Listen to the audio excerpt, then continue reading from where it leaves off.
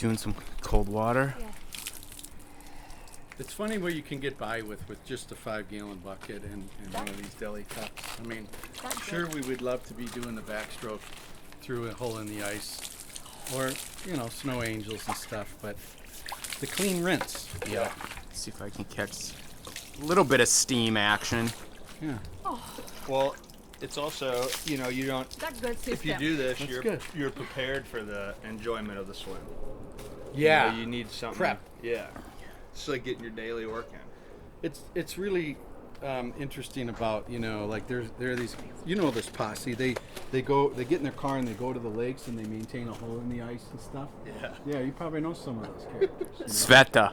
Yeah. Night water butterfly. That whole crew, and I was chatting with one of those guys that does that, and I'm like, I gotta be honest. It's like, for me, when I go and immerse myself in that cold, I'm thinking about my path to the heat.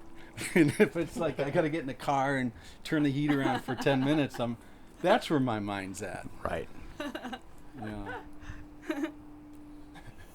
Do you find it easier to do the cold exposure when you just get to jump in?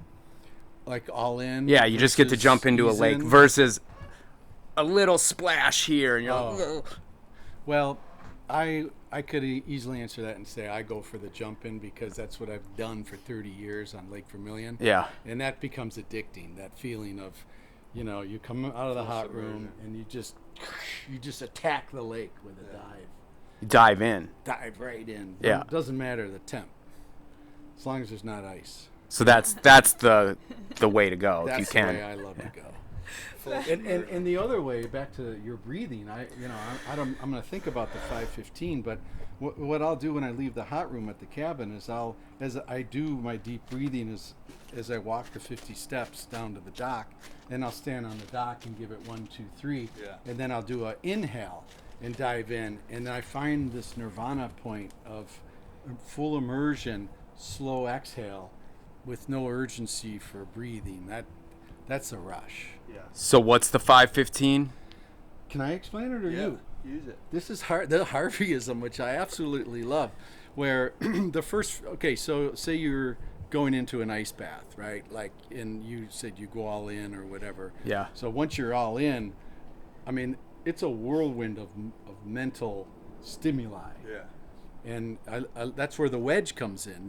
That's the wonderful book, Scott Carney's book, where he talks about the wedge is that space between stimulus and response.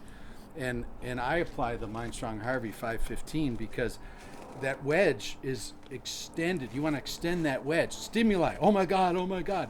And then your response is like, it doesn't have to be, if you give yourself 5 breaths, as Harvey says, to center yourself. Create the space. Create the space. Yeah, create the space. I like 5 too because it's an attainable goal. Yeah. And mentally, it's just 5. Just get in 5, and then I know I'm gonna make it to the next step, which is the 15. Yeah. So you follow it. You 5, 5. and then 15. Yeah, because you're not worried about any sort of. You're creating the space in the 5, and then your 15 are based off of how that 5 went. Yeah. If your space is really small, that 15 is gonna be short. Right, and the 5 gives you confidence for 15. Yes.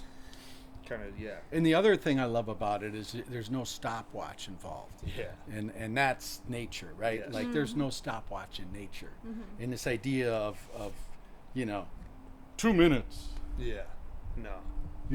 you're off of that program. I don't like that program. Yeah. It seems like it has a place for athletes that are trying to document and get better and go harder and make. That's exactly right, because athletes have spent their whole life being timed and quantified. Programmed. Yeah. Yeah.